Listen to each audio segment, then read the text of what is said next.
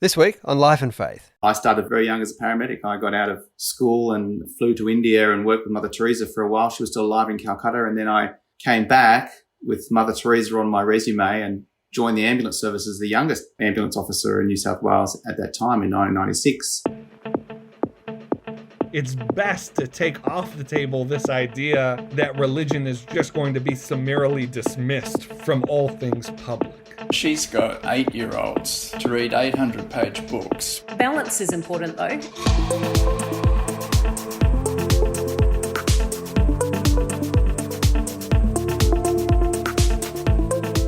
Welcome to Life and Faith from CPX. I'm Simon Smart, and this week we speak with author, filmmaker, adventurer, and veteran paramedic Benjamin Gilmour.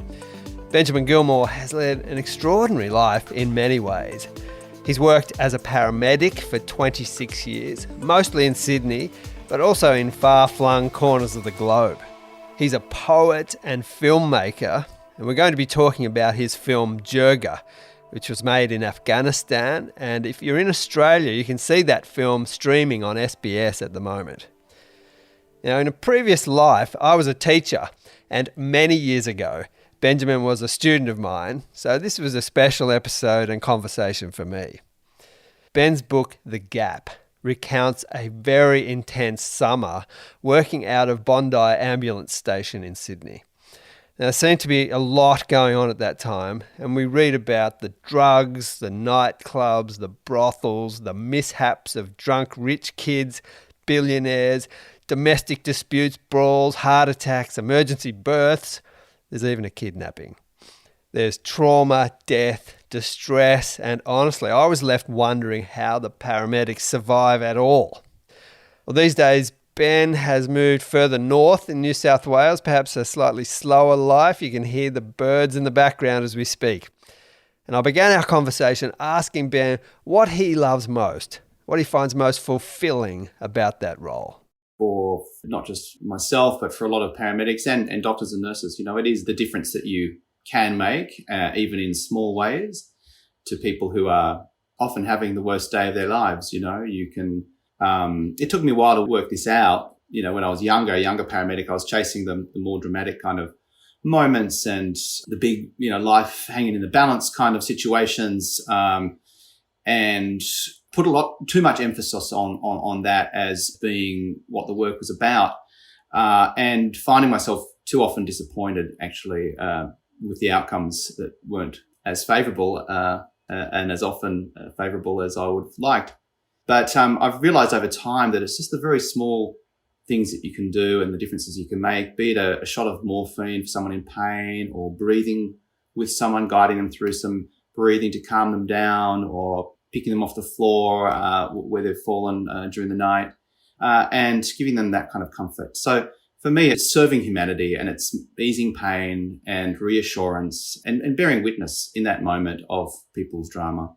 And it's very clear when you read your book, and knowing you as I do, that you're not just doing the job just to get it done. You have a deep kind of empathy for people. And I wanted to ask you, seeing people in, as you say, extreme situations of vulnerability and stress and fear, sometimes seeing people at their worst too. But I wonder what the experience has taught you mostly about human beings. What do they need? What do they fear? What brings them undone? That type of thing.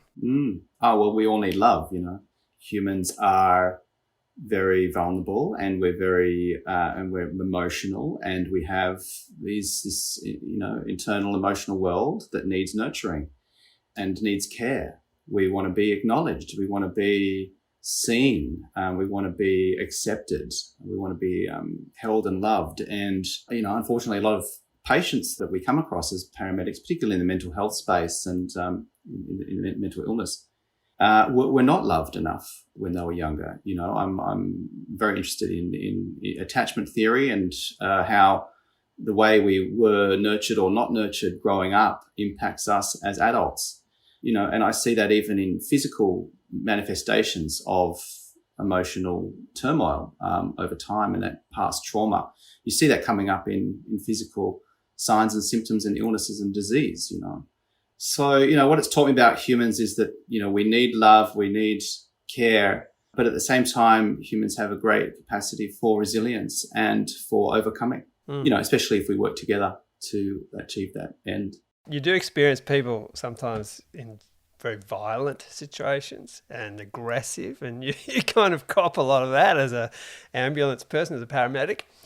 Did that tarnish your sense of people, or how did you process all of that? Yeah, that's a great question. No, it doesn't for me. It doesn't for me because I see them, even, violent people who I come across occasionally who out of the blue and, are completely unprovoked will have a swing or will, speak very offensively and insultingly to us. We're just there to help out, and we're, for the most part, very kind and lovely people in doing that. But I see those individuals as wounded children in adult bodies. And that, for me, triggers enough compassion or empathy for these people that takes the edge off any defensiveness I might have, or my willingness to throw back an insult, or, return the rudeness to them. Yeah.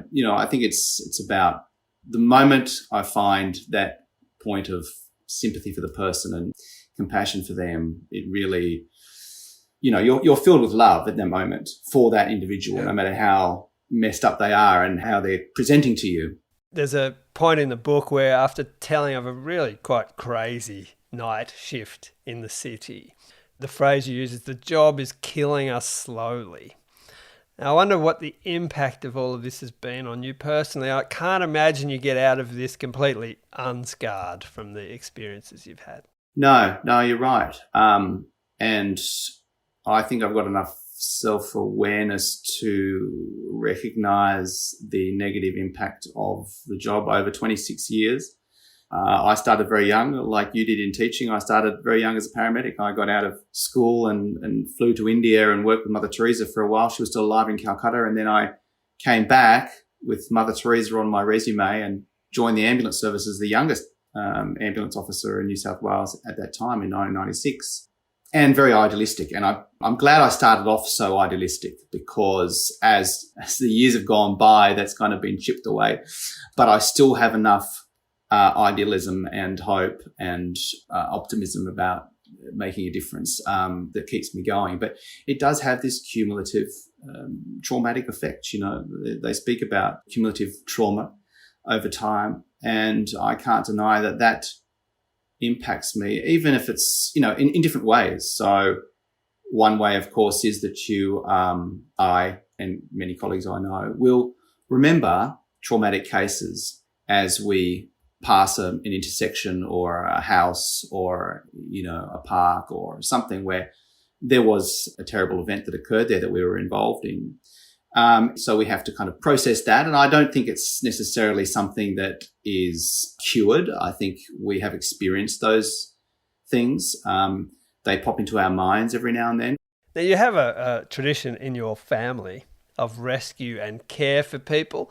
And it's very clear, Ben, that you take great satisfaction from being able to offer support to people in great need.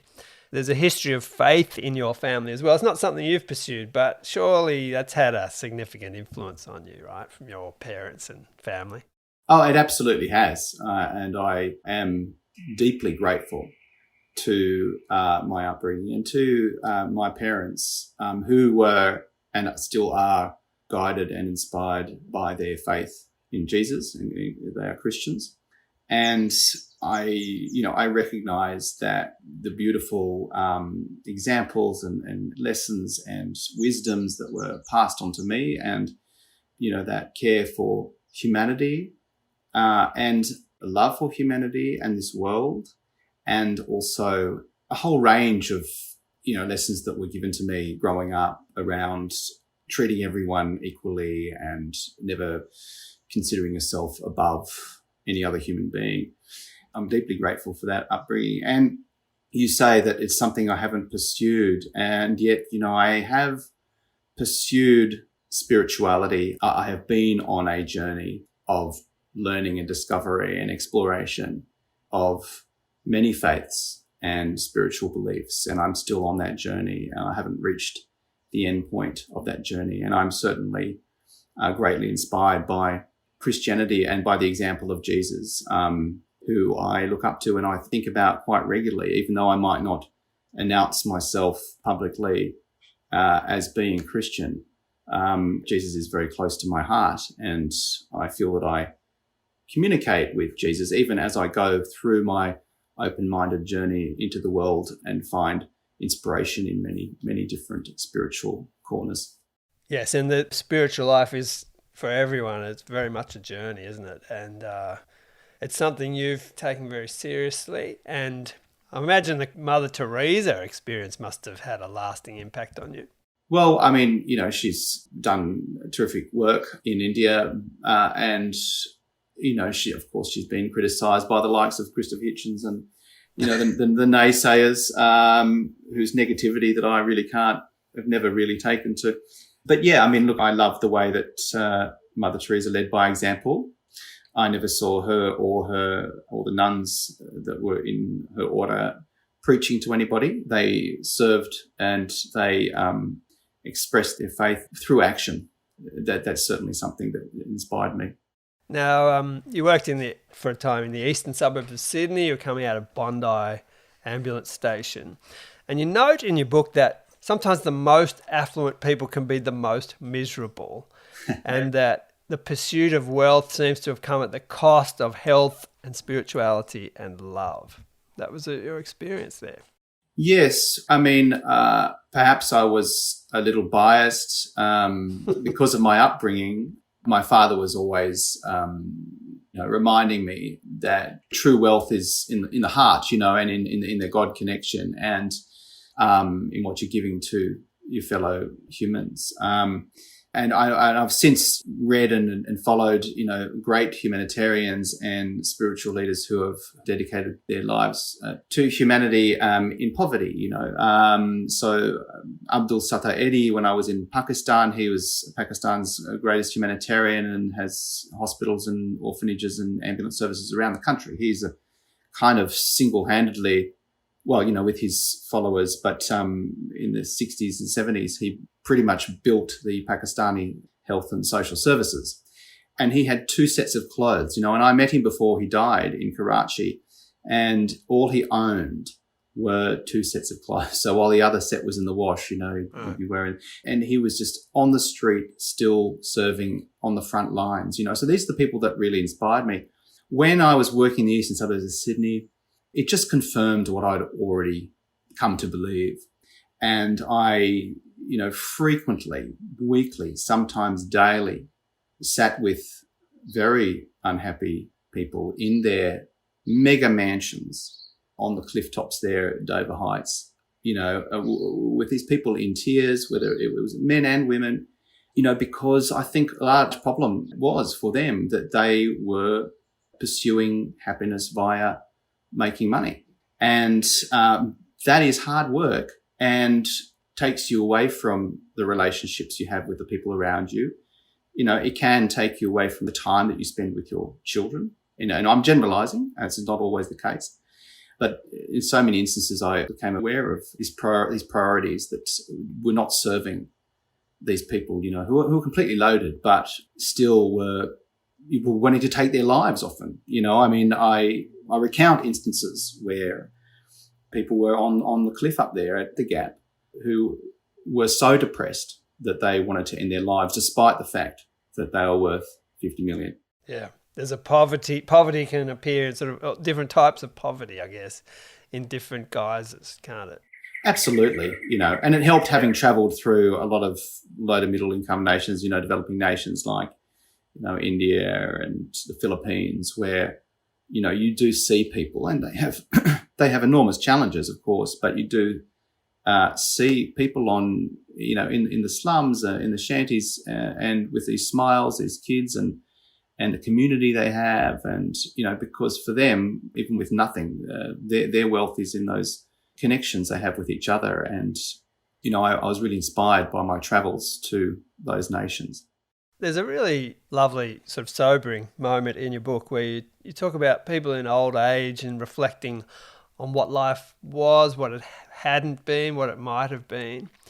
And you make the point that health problems are only one part of the difficulty of getting old.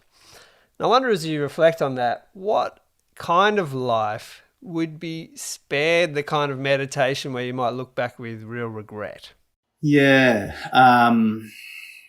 One of the common observations made to me by elderly people, often on their deathbed or, not far off dying, when they're really reflecting on their lives, is that they wish they had spent more time with their families, with the people that they loved. And I guess this is kind of related to your previous question.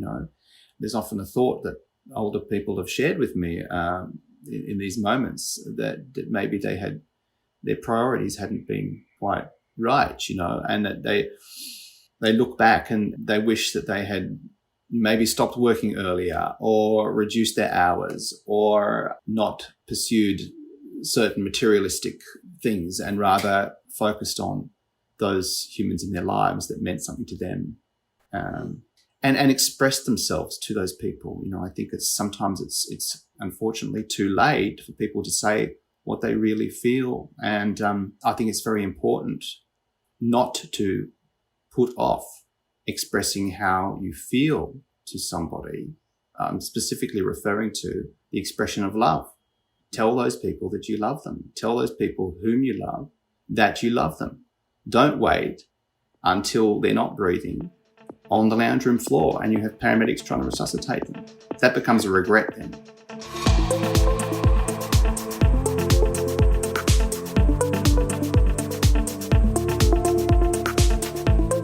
This is Life of Faith, and I'm speaking with Benjamin Gilmour, veteran paramedic, author and filmmaker. Now, change tack here and move from his work as a paramedic to other parts of his travelling life, which are not your average tourist spots, it's fair to say. Now, Ben has spent significant amounts of time in places like Pakistan, India, Bulgaria, and Afghanistan. And I wondered what has drawn him to that kind of life. The fact they're not on the tourist trail is definitely one draw card for me.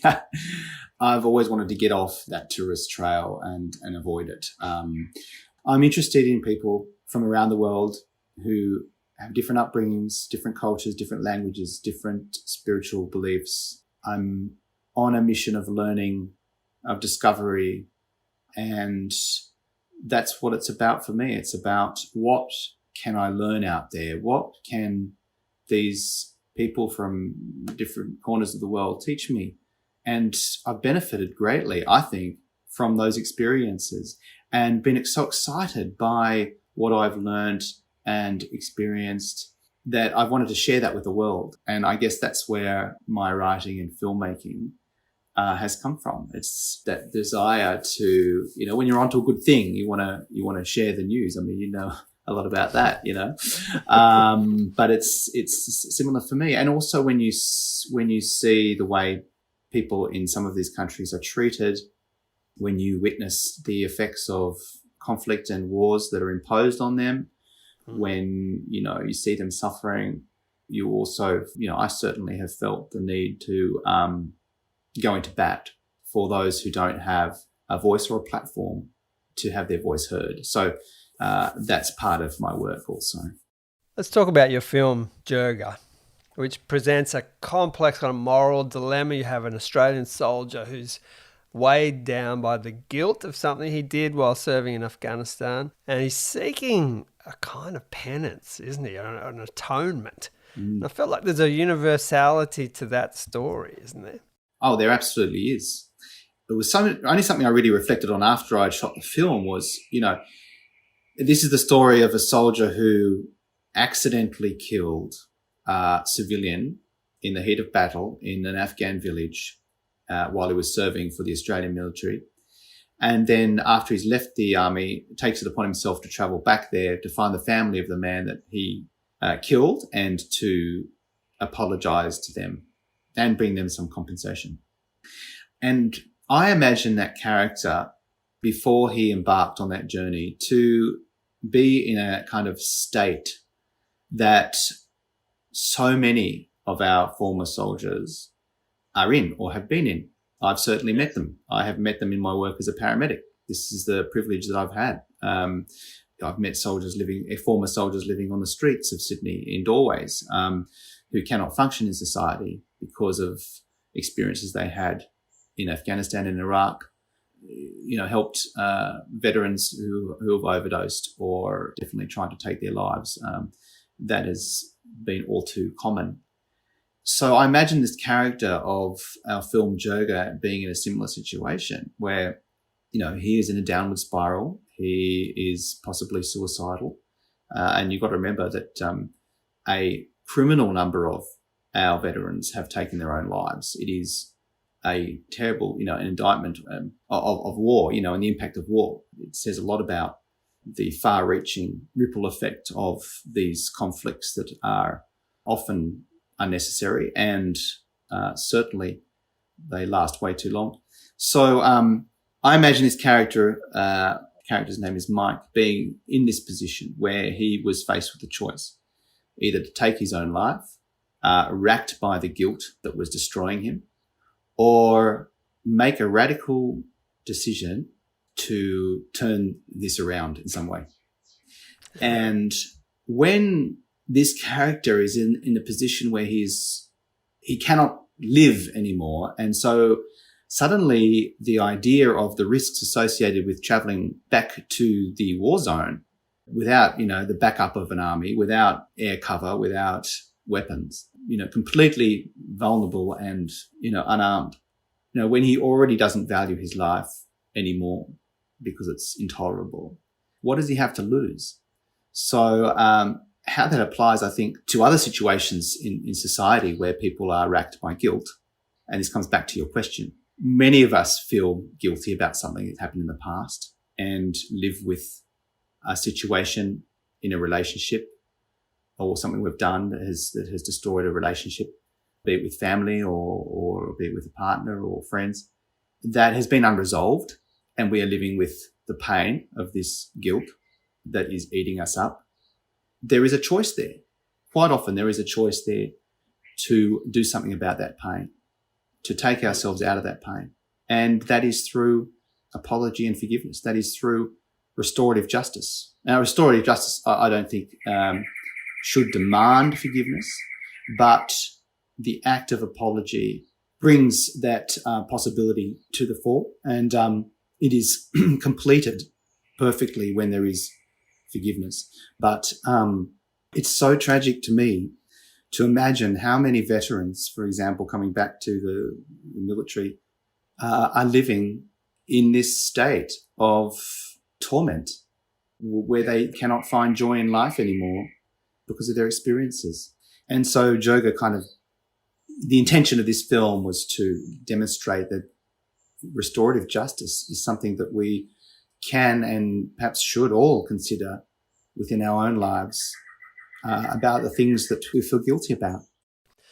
Well, it's a very powerfully told story, and there's a clear sense of him kind of doing this, paying this price to do it. I mean, I know that you took huge risks making this film. You put yourselves in very dangerous situations. Is there any kind of personal, was the purging there, was that any part of that a personal element to it? Because, man, you were putting yourself in huge danger.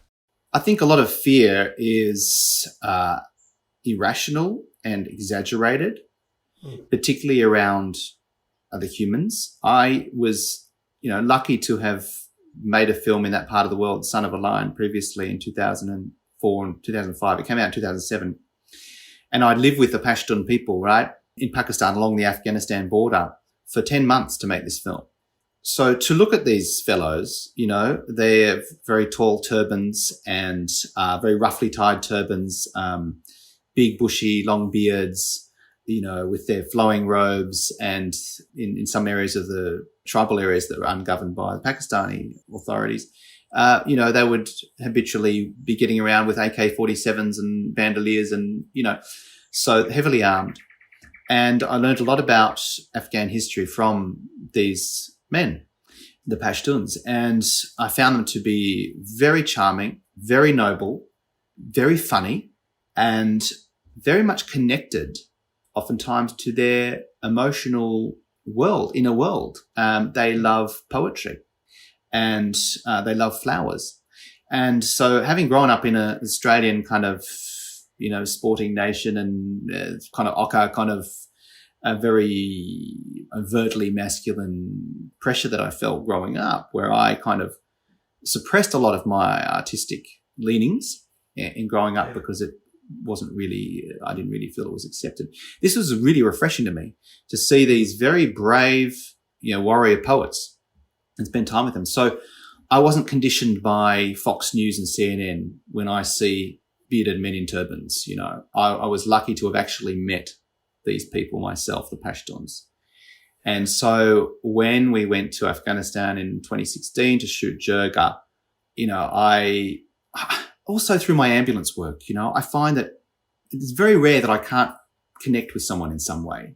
If I'm genuinely present and interested and caring and soft and caring in my approach and inquisitive about people, I can often find something beautiful and redeemable in just about anybody, And so I didn't really buy into a lot of the fear that was around Afghanistan and its people and the militancy. And I think that was an advantage in going over there. Another part to this, and it was clear to me that you wanted to show this to the world, how some of Afghanistan is so breathtakingly beautiful.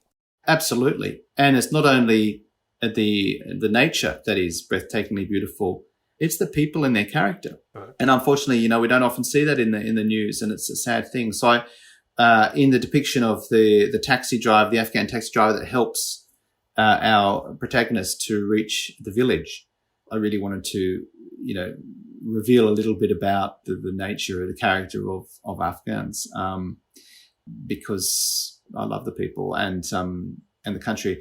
And in terms of its natural beauty, I mean, this is one of the reasons why the Taliban were so resilient in their intention to protect the nation from foreign occupation and dominance. It's because they too, of course, love their country and they see the natural beauty and they don't want it turned into an America. They don't want it, the shopping malls and the concrete and the freeways through their mountains and their beautiful villages and their little streams through the, orchards of fruit trees. This is the lifestyle, the ancient pre-industrialization lifestyle that a lot of Afghans who are very intelligent want to preserve.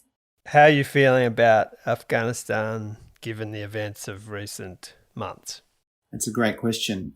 It's kind of a difficult position to be in because ever since I've been writing and making films in and about the region, I have been speaking out against the occupation, against the war. I have been supporting a resolution, and I've taken the lead from my Afghan friends of all ethnicities in the country, Pashtuns, Tajiks, Uzbeks, Hazara. I worked with a team over there who represented all the ethnicities. And what was interesting to me was they all wanted the Americans out of that country. They wanted independence. And although a lot of them could never have imagined that Taliban would take power again. But in any case, one of my female Afghan friends who I'm in contact with, she put it very beautifully. She said, we've gained and we've lost. We've gained the removal of occupiers and the corrupt government. But we've lost in the sense that, now we have quite a repressive regime. A lot of the media has been driven by the Afghan diaspora and, the privileged Afghans in the West who, were formerly from the cities in Afghanistan, and they're going to lose the most, because they've become quite westernized. And we're going to go back in time in those cities. There's no doubt about it. But 70% of the population live in rural areas, and the fact of the matter is a lot of them are going to sleep easier at night without the fear of being bombed or droned or raided. And so it's not a black and white thing, Yeah. I'm very much interested in nuance, but I think people can't handle nuance. People want to know, okay, is it good or is it bad? Is it black or is it white? Which basket am I going to put Afghanistan into, the way things have turned out. And it's not like that. Now, You've had so many interesting kind of experiences and travels and horrible things happen in your work as an ambulance person. I want to ask you, have you remained a kind of optimistic, hopeful person? And if so, why? Absolutely, I have. Certainly not. I'm not the way I was when I was 19, when I was, the kind of save the world kind of guy. I'm a lot more realistic now.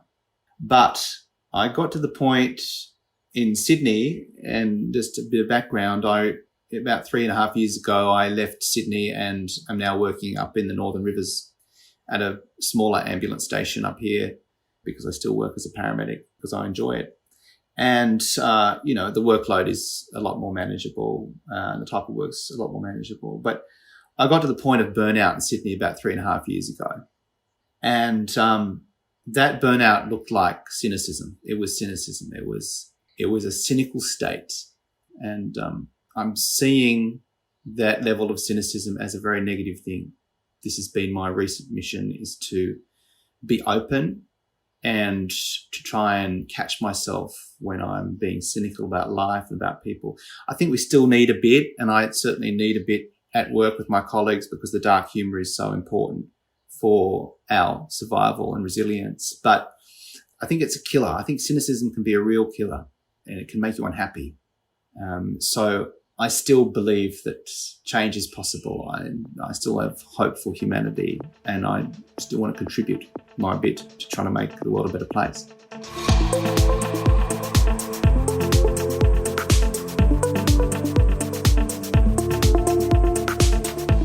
This has been Life and Faith with me, Simon Smart. Thanks so much for joining us today. Benjamin Gilmour's book, The Gap, is available in print, as an ebook and audiobook. His film, Jurga, was Australia's submission for Best Foreign Language Film Oscar in 2019, and it won Best Independent Film at the AACTA Awards. It's streaming on SBS in Australia now. And you can learn more about Benjamin, his films, books and poetry at benjamingilmour.com. Please do tell others about this episode and about Life and Faith. Leave us a rating or review. It really helps us get out there to other listeners. Next week. We tried everything, different tree species, indigenous, exotic, different planting times. I read, I consulted others, I experimented, nothing worked. That was the end of the world for a young man wanting to have an impact. But I did feel that I was meant to be there. I did have this sense that it was the right place.